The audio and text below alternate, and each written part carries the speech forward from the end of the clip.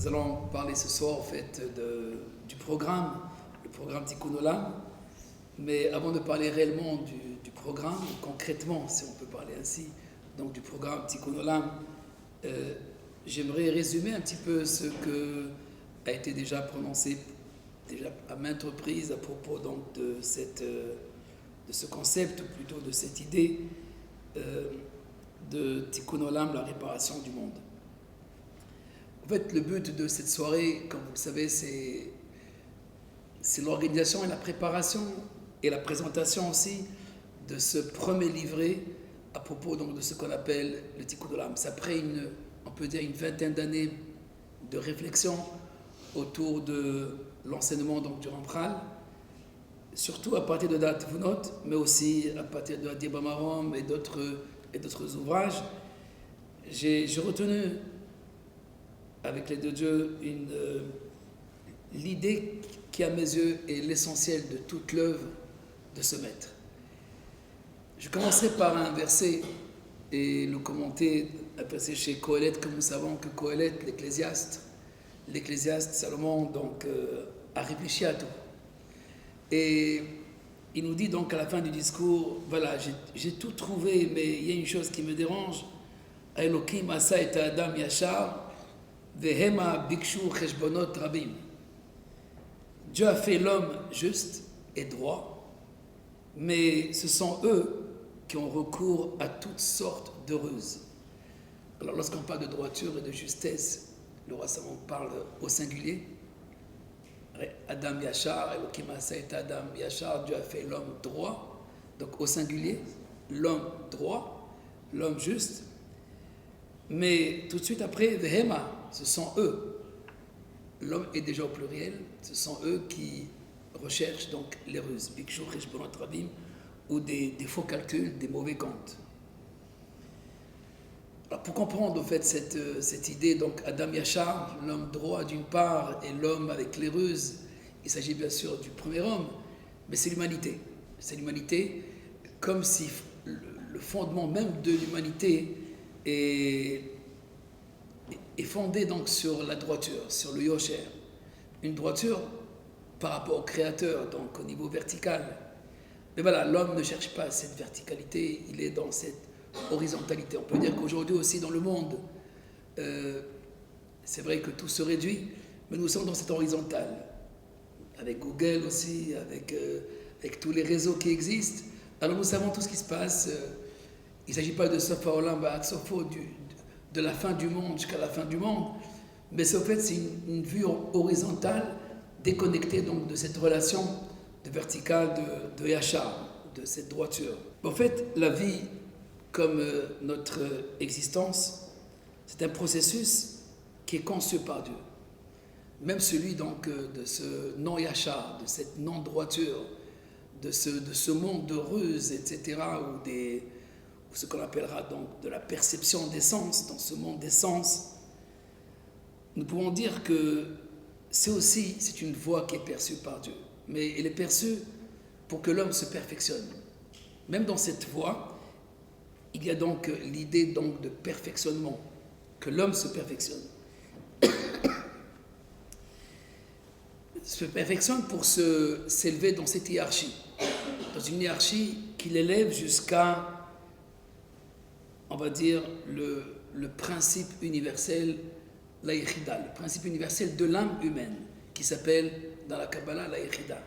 La Yechida qui veut dire unique, ou je dirais l'unitude de toute l'existence, en vérité elle appartient au Messie, au roi Messie. D'après le maître, c'est uniquement le roi Messie qui possède cette Yechida. Mais l'homme, le premier homme, était dans ce projet d'atteindre la Yechida. Et nous tous, d'après l'Arizal, dans son livre sur les réincarnations, nous sommes dans cette voie qui est possible, bien sûr, pour chacun, même s'il n'atteint pas réellement la Yechida, savoir cette idée universelle ou l'âme universelle, de converger vers cette voie de cette Yechida, de cette âme qui est en fait l'unitude de toute l'existence, la connaissance de tout ce qui existe.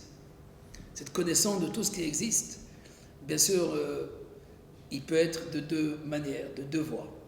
La voie donc de Etzadat la voie de la connaissance, la voie des hommes, la perception des sens, c'est les encyclopédies ou les différentes encyclopédies. Cette réunion de tout et en même temps de rien, parce qu'on ne sait pas où ça arrive tout cela, mais il s'agit comme d'empacter, donc encore des connaissances sur des connaissances.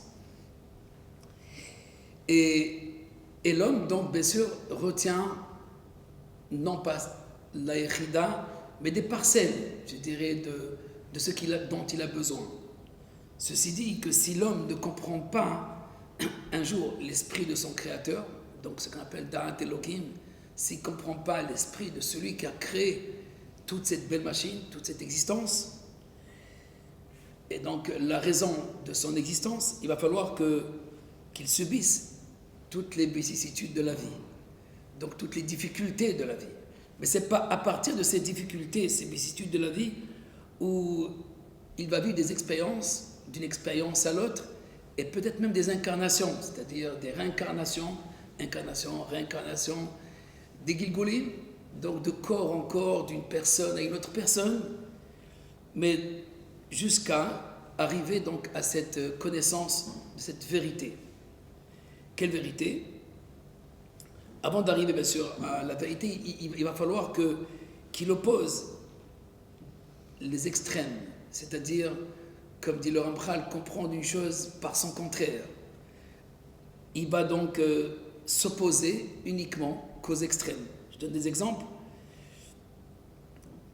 Il apprendra les conséquences de ses décisions, mais comme disent nos maîtres aussi, c'est Enadam Omed et la que l'homme ne va retenir, ou plutôt il va apprendre à partir de là où il va trébucher, là où il trébuche, à savoir ces décisions qui l'ont amené donc à la dérive, vont l'amener donc à une connaissance, mais par comparaison.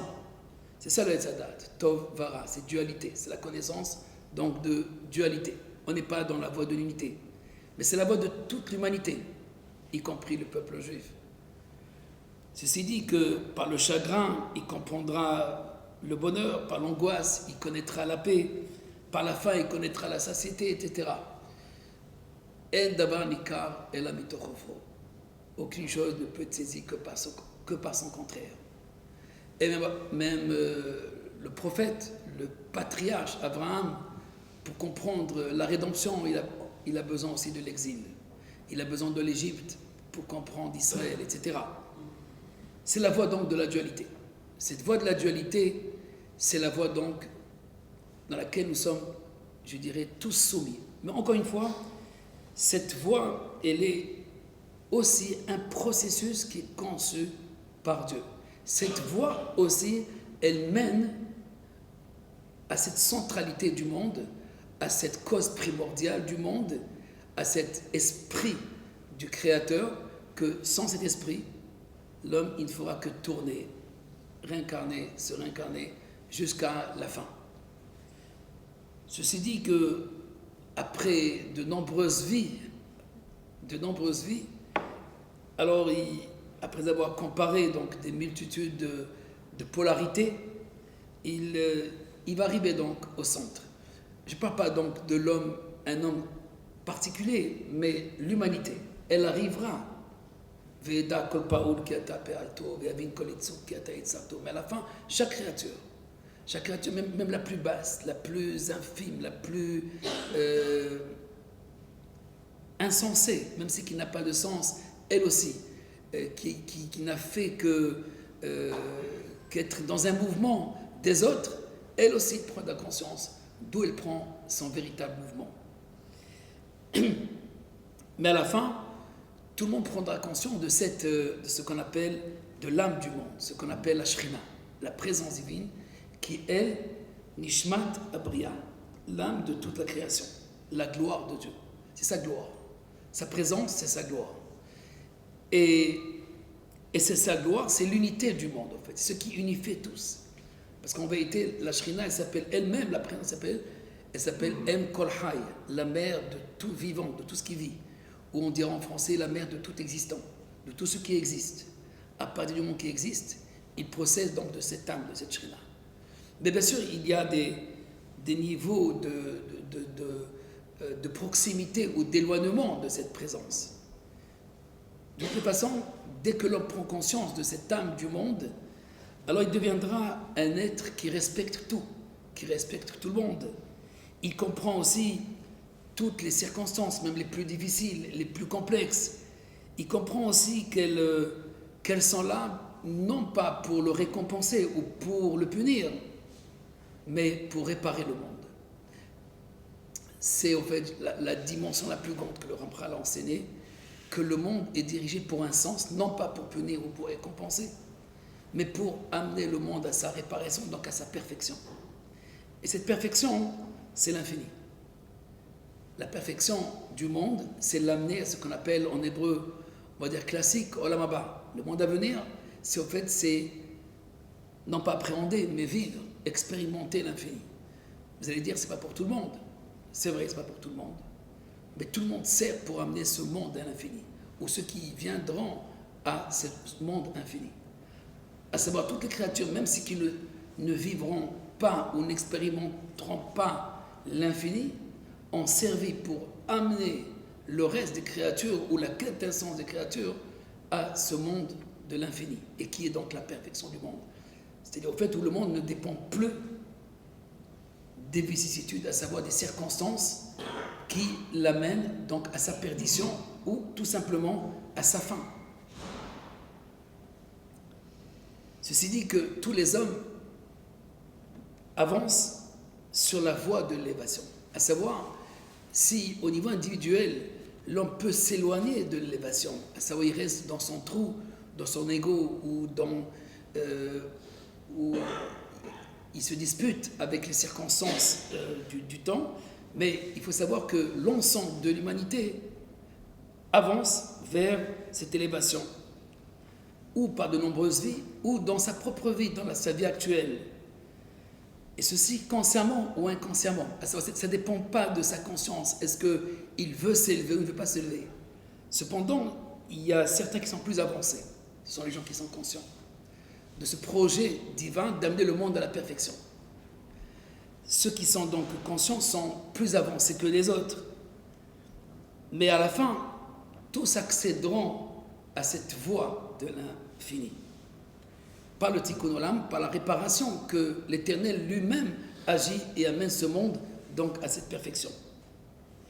Cette perfection, en fait, c'est la permanence, on peut l'appeler ainsi, c'est une permanence de la conscience de l'unité. Un peu ce que le roi David disait déjà, Shiviti Hashem, les Negdi Tamid. En face de moi, la présence ne me quitte pas. Gam Keler Beget Samavet, même si je descends dans le tréfonds des abîmes, tu es toujours là. Cette conscience de l'unité permet à l'homme, non pas seulement de redresser un petit peu son chemin et ses actions ou son comportement, c'est de réparer le monde. La conscience de l'unité, la conscience permanente de l'unité amène l'humanité elle-même à avancer dans la conscience, à savoir où cette unité se révèle. Chaque personne qui est consciente ajoute une dynamique à cette révélation. En fait, je conclue déjà. Il ne s'agit pas donc, comme je disais tout à l'heure, ce n'est pas un cours, c'est juste un résumé, une synthèse de l'idée qui va être présentée dans ce livret. Pour arriver à cela, il y a un seul chemin qui est possible. En pratique, il y a un seul chemin qui est possible. Mais un chemin à double voie. C'est un chemin, mais qui a une double voie. Parce qu'en fait, le Etzraïm et le Etzadat, d'après le Zohar, ce sont ces doubles voies qui sont un chemin. Etzraïm, la voie de l'éternité, la voie donc de l'unité ou de l'éternité, la voie de la dualité, de l'expérience, des vicissitudes du temps. En vérité, sont attachés, unifiés dans leurs racines. On parle de deux voies, deux arbres, deux voies, mais qui sont un seul chemin en vérité. C'est un seul chemin. Un chemin, celui par lequel ils vont appréhender à accepter la réalité. À accepter la réalité par manque de choix, n'est-ce pas, d'accepter la réalité de toutes les choses et à respecter, au fait, tous les êtres qui nous entourent, ceux qui resteront au moins, donc ils respecteront tous, on comprendra aussi la fonction de chacun, mais ce chemin, pour arriver à cela, à savoir de comprendre que chaque chose a sa place, en lechadavar, chez l'homakom, il n'y a pas une chose qui n'a pas sa place. Il n'y a pas un homme qui n'a pas son heure, donc chaque chose a sa place. Chaque homme a son moment, sa fonction et sa part, mais ce chemin, il peut être pavé de souffrance, et c'est la majorité des gens, ou de paix et d'harmonie. Ça veut dire où ce chemin, où on accepte, à la fin on doit accepter cette réalité, et ce respect mutuel, etc. Mais on a le choix. Quel est le choix? Tout de suite. Si le chemin il est pavé donc de souffrance, ça va dépendre au fait si nous sommes dans la voie de la dualité. À savoir, j'ai besoin du contraire, j'ai besoin des ténèbres pour comprendre la lumière, j'ai besoin de la faim pour la satiété, j'ai besoin du chagrin pour comprendre le bonheur, etc. Je ne connais pas le bonheur sans le chagrin, etc. Puisqu'au fait, j'attends, c'est un peu comme la clipa, dans le langage des maîtres, l'écorce qui précède le fruit, la nuit qui précède le jour. C'est la voie de la dualité. Et cette voie de dualité, au fait, c'est la voie, comme j'ai dit tout à l'heure, de la souffrance. Et notre vie, au fait, c'est un fardeau. Dans ce cas-là, notre vie est un fardeau. Il est vrai, le Rambam parle dans Derech Hashem du massa, que la vie devient comme un fardeau. À savoir, puisqu'au fait, on ne comprend pas l'esprit du Créateur, on ne comprend pas donc ni mon rôle, ni le rôle des autres, je fais là que pour me disputer, pour gagner ma vie, et encore, si je m'en sors, ce n'est pas tous qui s'en sortent. Mais dans tous les cas, même pour ceux qui s'en sortent, leur vie est un fardeau. Et dans le meilleur des cas, on doit se contenter de ce qu'on a. Dans ces situations, on n'est jamais satisfait, et dans ce cas-là, il faut se contenter de ce qu'on a.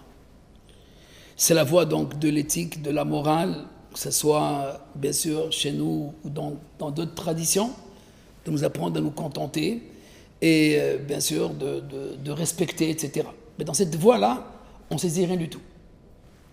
Puisqu'au fait, comme je disais, ce fardeau obscurcit notre vision et donc notre connaissance de la centralité de l'âme du monde dont je parlais tout à l'heure. La seconde voie, qui est dans le même chemin, n'est-ce pas? C'est le même chemin, mais j'ai une double option. Une option donc où je ne suis qu'un objet dans l'histoire, et dans la seconde voie, je deviens un sujet. Donc cette conscience de l'unité, c'est la voie donc de l'unité qui stipule que cette part de la vie qui ne m'appartient pas au fait. J'ai qu'une part de la vie, parce que la vie qui est Mecham et Korchaim, la vie, il y a un seul être qui vit, c'est lui. Un être qui vit. Notre vie est une part de cette vie à lui qui veut bien nous l'octroyer, une sorte de tefachot natatali, comme une sorte d'hypothèque. Le roi David voit la vie comme une hypothèque. Tu as une maison, mais tu n'appartiens pas au fait. Tu as une vie, et tu n'appartiens pas. Maintenant, qu'est-ce que tu fais de cette vie? Et de cette vie, tu prends conscience donc de l'origine, de cette unité primordiale, ou bien, et dans ce cas-là, si cette vie primordiale, donc tu deviens un sujet, tu es impliqué directement et engagé dans le projet du Tikkun Olam, ou bien non, la vie est un fardeau. Dans ce cas-là, tu n'es pas dans ce Tikkun, mais tu es fait dans le contraire du Tikkun. Je ne vais pas dire le Kilkul, la détérioration, mais parce que personne ne dérange le Tikkun de toutes les façons. Même ce qu'on appelle les païens, ou les mécréants, ou peu importe, personne ne dérange, parce qu'eux aussi vont servir à ce tikkun, à cette réparation, mais c'est seulement au niveau inconscient. Leur tikkun est un tikkun qui est inconscient. Leur réparation est de l'ordre de l'inconscient, parce que leur vie est un fardeau. Quant aux autres, que la vie n'est pas un fardeau, mais une part, et en même temps une fonction. Ce même fardeau, pour l'un, est un poids lourd, et il attend donc, à un moment donné, de se décharger. Et l'autre, pour lui, la vie n'est pas un fardeau, est une fonction. Est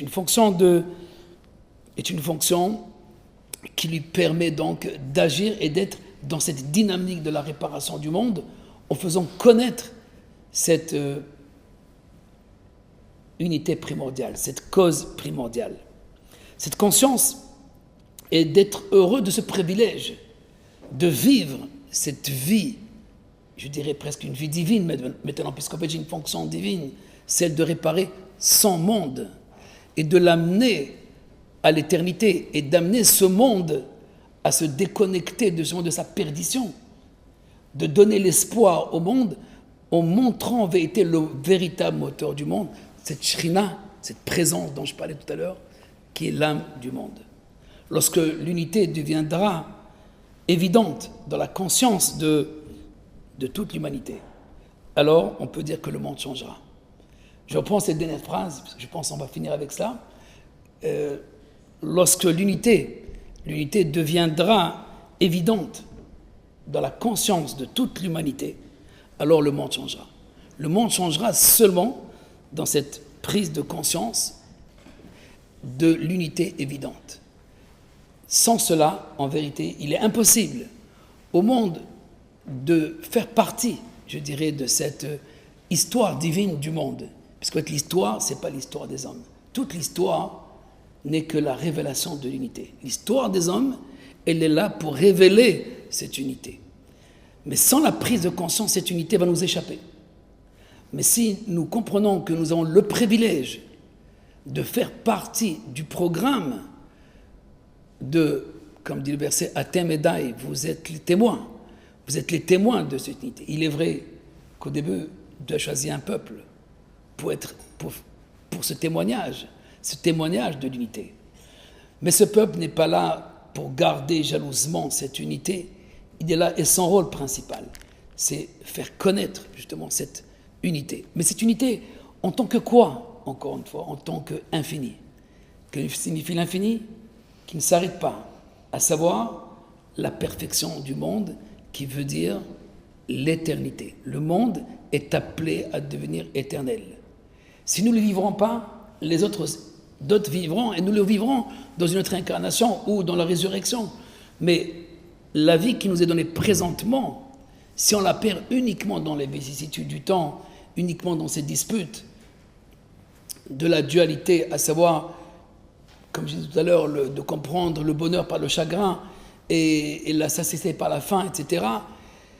Alors dans ce cas-là, on a raté quelque chose. On a raté cette possibilité de prendre déjà cette conscience ici-bas. Mais à partir du moment que l'homme s'habitue à voir ce Shiviti Hashem, cette présence permanente, cette unité permanente, mais à travers toutes les créatures, à travers tous les événements, alors il fait vivre. Parce que cette conscience n'est pas seulement une connaissance. Cette connaissance n'est pas seulement la foi. Cette connaissance, comme cette foi, elle est dynamique. Elle suscite elle-même la présence divine. Elle éclate cette présence divine, elle émerge ces flux à travers nous-mêmes d'abord, et ensuite les autres qui sont autour de nous. Donc il ne s'agit pas d'une connaissance stérile, il ne s'agit pas d'une philosophie, comme la foi non plus. Il ne s'agit pas seulement d'accepter un fait, à savoir il existe, etc., point final. Non, non. Cette foi, elle est dynamique. Elle est dynamique parce qu'au fait, elle change aussi bien notre conscience que notre point de vue, que notre conception même du monde et de notre rapport avec les autres. Voilà donc pour le sujet lui-même qui va être traité, donc c'est cette unité. Le programme va être, si on peut appeler le programme, c'est la publication pour cette fin d'année. On parlait du mois de juin ou septembre, dans quelques mois. Donc, le livre est pratiquement prêt. Un premier livret, qui s'appelle donc Tikkun Olam 1. Tikkun Olam 1 qui va donc exposer le triptyque. Le triptyque, quel triptyque? L'unité de Dieu, d'une part, d'abord, l'unité primordiale, donc de la cause première, de l'intelligence première et universelle. Ensuite, donc, l'unité primordiale, l'unité de l'existence ou de la création, deuxième partie. Et troisième partie, l'unité de l'humanité. Donc, trois choses, pour être simple, le créateur, la création, et l'être créé. Le créateur, donc Dieu, l'unité de Dieu, l'unité de la création, donc de toute l'existence. Comment? Il ne s'agit pas donc de molécules et des protons, etc., ou de la base commune de toute la matière. C'est un peu plus profond que cela.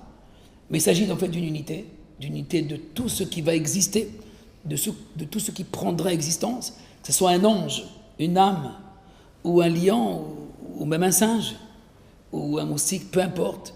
Toutes les créatures, tout ce qui vit, partagent une base qui est commune, cette base qu'il faut dévoiler, et c'est l'unité de l'existence. Troisièmement, comment l'humanité, avec ses différentes facettes, c'est ce qui nous intéresse le plus, c'est l'humanité. Parce que c'est là les disputes, parce que les singes ne se disputent pas tellement. Bon, ils ont besoin de manger, s'ils dévorent, un animal dévore l'autre, c'est partie du programme et du processus, de leur processus. Mais chez l'homme, quand même, si on mange l'un l'autre, là, on a raté notre coche, ou plutôt on est descendu dans un degré qui est animal, ou peut-être moins que l'animal, ou pire que l'animal. Mais en tout cas, il y a l'idée donc de l'unité de l'humanité.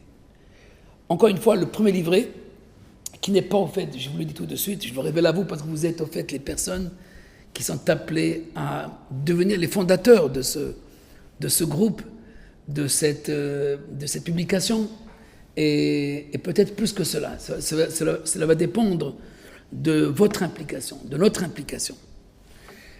Le premier livret n'est pas le but. Le but, bien sûr, d'expliquer, c'est quand même théorique. Théorique, c'est-à-dire, nous parlons de Dieu, de l'univers, de l'homme, c'est très bien. Il y a une unité, mais qui est commune. Si on veut aller plus loin, il y a un principe. Dieu, l'univers et l'homme sont unis par un seul principe. Dieu, l'univers et l'homme sont par le même principe. Lequel principe? L'éternité. Dieu est déjà éternel. L'existence, non, elle est vouée à la perdition, en général.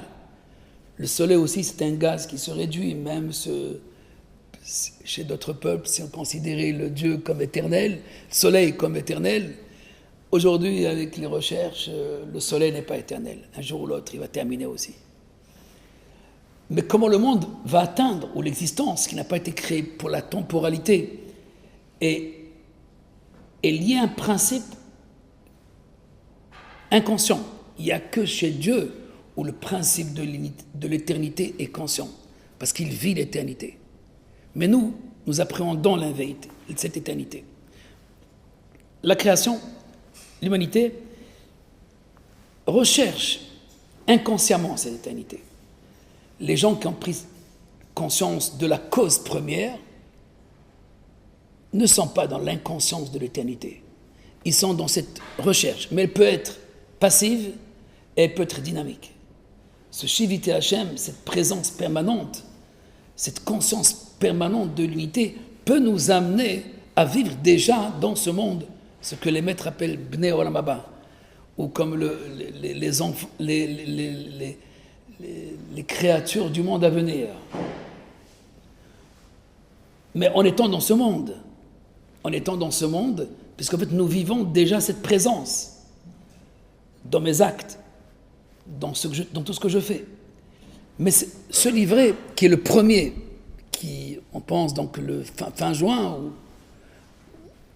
dans quelques mois, donc on attend juste l'organisation de ce grand lancement que j'aimerais, non pas comme on a fait les dernières années, des petits lancements, quoique, Baruch Hashem, on a lancé des beaux livres et des grands livres avec un grand nombre de personnes, mais cette fois-ci d'aller un peu plus at large, comme disent les Canadiens, d'autres communautés, de regrouper un maximum de personnes pour rencontrer cet enseignement non pas vulgarisé du Ramchal, mais simplifié de cette notion essentielle qu'on appelle la réparation du monde par la prise de conscience permanente de l'unité du monde, à tous les niveaux, de la cause première jusqu'à l'homme. Mais le deuxième livret, qui lui va révéler au fait la carte, pourquoi je divise en deux, vous allez tout de suite le comprendre, c'est l'ambiguïté de cette unité, à savoir qu'est-ce qui fait que cette unité ou cette prise de conscience d'unité ne se propage pas, elle se propage d'une manière qui est au fait, je dirais, presque géopolitique. C'est-à-dire, c'est l'ambiguïté qui existe entre la relation Israël et les nations. c'est le deuxième livret. Le deuxième livret, c'est la difficulté ou la distinction, ce qui distingue Israël-Nation, comme ce qui distingue la manifestation de Dieu en tant que créateur qu'on appelle Elohim, et Dieu en tant qu'essence, ou plutôt en tant qu'existant premier, qu'on appelle Yud-Ke Vav-Ke. La différence qu'il y a entre Yud-Ke Vav-Ke, d'une part le tétragramme, et Elohim, Dieu, les nations donc correspondent à ce principe création, créateur, Elohim. Israël correspond donc à Yud-Ke Vav-Ke.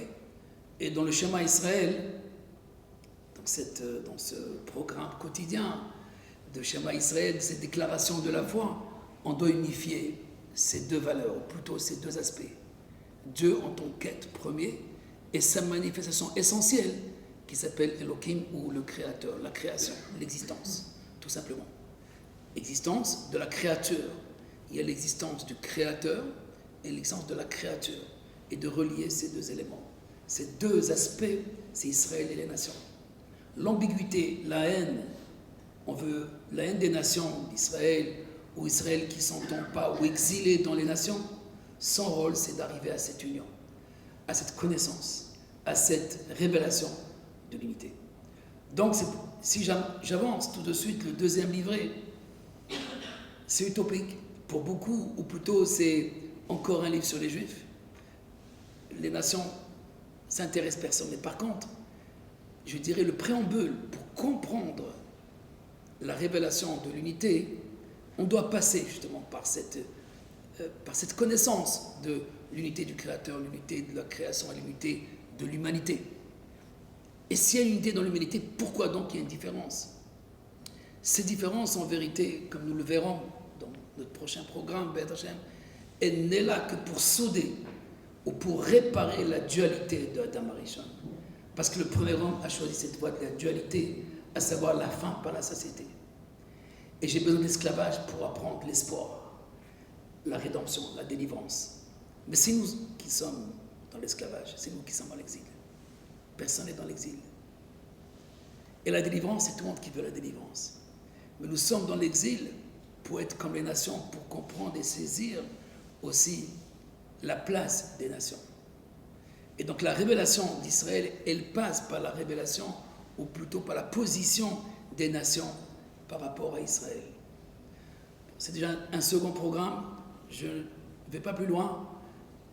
On se concentre maintenant pour le mois de juin, fin juin, ou septembre, mais bientôt, dans les prochains mois, cette édition du premier livret de Tikkun Olam, et qui se résume donc à la connaissance de l'unité primordiale, de l'unitude de l'existence et de l'unité de l'humanité qui permettra à l'homme donc d'arriver jusqu'à que cette unité elle devient évidente aussi bien dans l'astrophysique, aussi bien dans la médecine, aussi bien dans la biologie, aussi bien dans l'économie, mais surtout au niveau donc de l'harmonie des peuples. C'est souvent cette prise d'unité et ce partage que nous sommes, pas seulement dans le même bateau, mais nous sommes dans le même tikkun. Toute l'humanité est partenaire du même tikkun, de la même réparation. Et si on ne le comprend pas, alors on ajoute la profondeur de ce fossé. On approfondit le fossé qui est entre nos nations et entre l'essence de Dieu et sa manifestation qui s'appelle la création du monde. Voilà. Merci d'avoir écouté, merci d'être venu.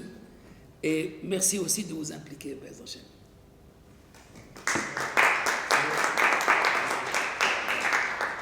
On a une bonne illustration de l'enjeu du programme du Rav Shreki, à savoir que la révélation et la prise de conscience de l'unité est censée amener les gens à se transformer et à agir différemment.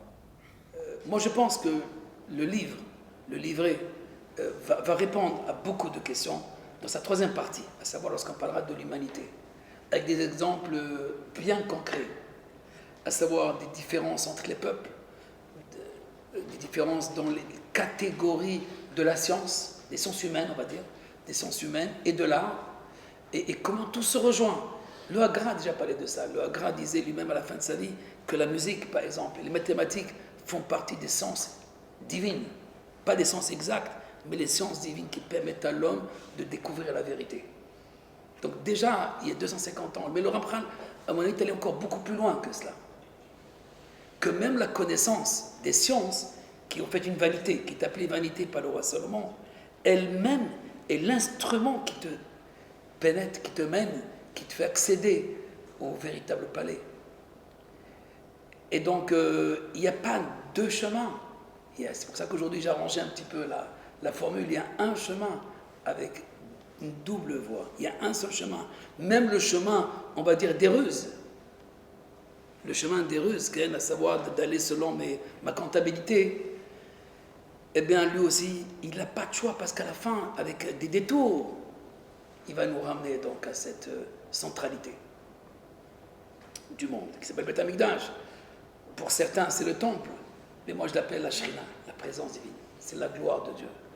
Et le Ramchal vous note que tous font partie de cette gloire. Parce que tout ce que le Créateur a créé, il a créé pour sa gloire.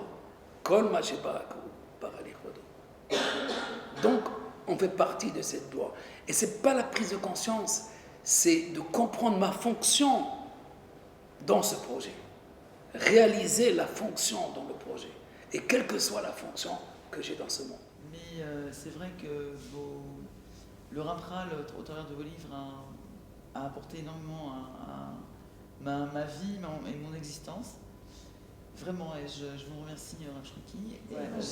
Ça me tient à cœur et je crois que, c'est Cécilia qui m'a dit de venir. Ça faisait longtemps que effectivement, je ne vous avais pas vu. Vous avez perdu un petit peu. C'est ça, mais parce que, j'étais... Donc voilà, je crois que j'ai bien saisi au travers de tous vos livres l'importance de l'œuvre du Ramchal et de ce que vous essayez de véhiculer. Et réellement, si ça commence par la France a certainement un rôle, vous l'avez assez expliqué, mais je crois que, voilà, moi j'ai envie de le faire et de vraiment m'impliquer dans cette œuvre. Je pense que l'éducation dans le monde entier, c'est ce qui fait défaut à tous. Et que ce soit en Israël, en France ou dans tous les pays, on essaie tout le temps de rectifier et ce qu'on appelle le programme d'éducation nationale. J'ai lu chez mon ami Chetrit un journal marocain qui s'appelle Zeman, sur la difficulté. Donc, et j'ai vu que si on n'arrive pas, il a mis un philosophe, je pense allemand, si on n'arrive pas, c'est notre lacune dans l'éducation. J'ai appris aussi aujourd'hui en Israël qu'on ne veut plus compter sur un ministre de l'éducation. On veut un groupe de professionnels qui décident de quelle manière et quel programme et de quelle voie vont être éduqués les enfants israéliens. C'est pas mal. Donc, on ne fait plus confiance à personne, c'est déjà pas mal, parce qu'on comptait chaque fois sur un ministre de tel parti, etc. Il peut être gauchiste, ou il peut être religieux, ou moins ou plus. Sachez une chose, le verset dit « Le prophète, lorsqu'il parle de la fin des temps, Isaïe dit « Et la terre sera remplie de la connaissance comme le lit qui remplit, comme l'eau qui remplit le lit de la mer, comme l'eau remplit le lit de la mer, plus de détérioration, plus de destruction, plus de haine. » Le Ramchal renverse le verset dans des moments et il dit à quel moment il y a plus de haine et plus de jalousie et plus de détérioration et plus de destruction? À quel moment donc le qui mal lorsque la terre sera remplie de la connaissance. Mais il explique ainsi. Pourquoi dire qui mal la terre sera remplie de la connaissance? La connaissance est da'at, c'est pas dea. Qui mal da'at. Pourquoi qui mal dea? Alors écoutez bien. Qui mal dea, la connaissance. Parce qu'il ne s'agit pas de la connaissance des hommes. Il s'agit de Da Hashem, la Déa, de la Chokhma Stima, de la sagesse cachée. C'est-à-dire, au fait, la Déa de la gloire de Dieu dans ce monde. Au fait, c'est la connaissance de l'âme du monde, la connaissance de la présence divine. Il explique ainsi, Dea haaretz, lorsque la terre, elle devient une connaissance, parce que la terre elle-même, elle devient une connaissance, alors elle sera la présence divine. Elle-même, elle devient la présence divine. En d'autres termes, la relation qui est entre Dea et la Malchut, pour ceux qui connaissent la Kabbalah, la connaissance et la gloire, la connaissance et la royauté, la connaissance et la terre, fera à ce que ce monde changera du fait qu'on partage un seul principe et qui est celui de... C'est quoi ce principe en fait? C'est pas l'unité, c'est l'éternité. Comment le monde est appelé à être dans l'unité. Et cette idée donc de cette éternité, c'est ce qu'on recherche. Vous savez, aujourd'hui, en médecine, il y a ce qu'on appelle la médecine de anti-âge. En Amérique, bon, c'est plus connu, anti-âge, surtout pour les femmes. Mais les hommes aussi, personne ne veut mourir. Et heureusement, il y a cet instinct de vie. Mais en vérité, cet instinct de vie, c'est l'instinct d'éternité. Ce n'est pas l'instinct de vie. C'est l'instinct de rester, de se conserver. Mais en fait, on peut être conservé même sans être là. Pour nous, c'est le corps qui doit être là. Mais non, le corps, c'est celui qui va nous apprendre à rentrer justement dans cette conscience, ou plutôt de nous appréhender ou d'interpeller cette éternité qui existe déjà au niveau de notre âme. Au niveau de le corps, on ne l'a pas, parce que le corps périt. Mais c'est le corps qui te réveille. Et c'est lui, au fait, qui t'entraîne. Ce sont les vicissitudes du temps, c'est ton chagrin, c'est tes difficultés qui t'amènent justement à cette prise de conscience d'éternité, de se vouloir espérer, de se vouloir rester. Mais rester avec qui? Avec quoi? Dans cette présence. Yeshvu Isharim Panecha. Les justes, ils siégeront cette face, cette présence. Alors voilà, vous connaissez tout, ou plutôt le préambule de ce grand travail qui, j'espère, commencera cette année, pas plus. Cette année, je me suis dit, juin ou septembre, mais ce livre doit être lancé, en petit ou en grand. Ben, on va le faire parce que pour moi, j'attends tellement longtemps et je suis compressé. Ma pensée est compressée et j'attends donc d'ouvrir, non pas des traductions, encore des traductions, ce qui est louable bien sûr, qui a ajouté beaucoup de choses, mais d'avancer vers une synthèse et vers, je dirais, la quintessence de cet enseignement qui est le Tikkun Haolam. On est devant un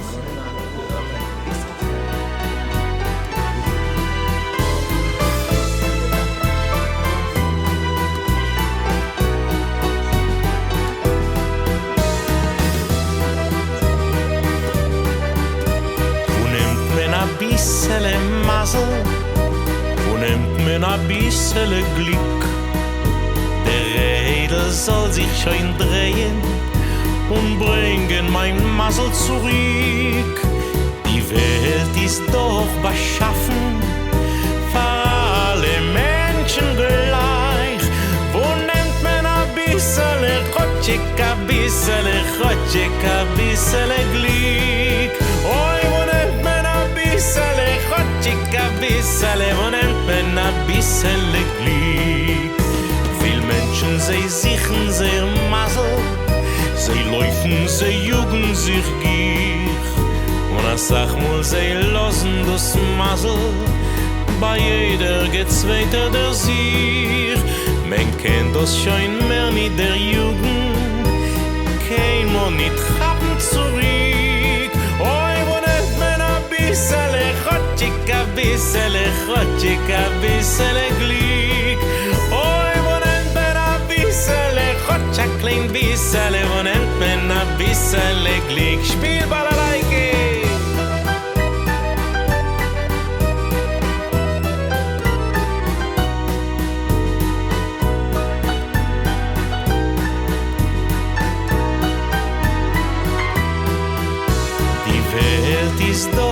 geschaffen, für alle Menschen gleich. Oi, wo nennt man a bissele Rotsch, a klein bissele, wo nennt man a bissele Glück. Oi, wo nennt man a bissele Rotsch, a bissele, Rotsch, a bissele Glück. Merci. Au revoir. Au revoir. לחיים.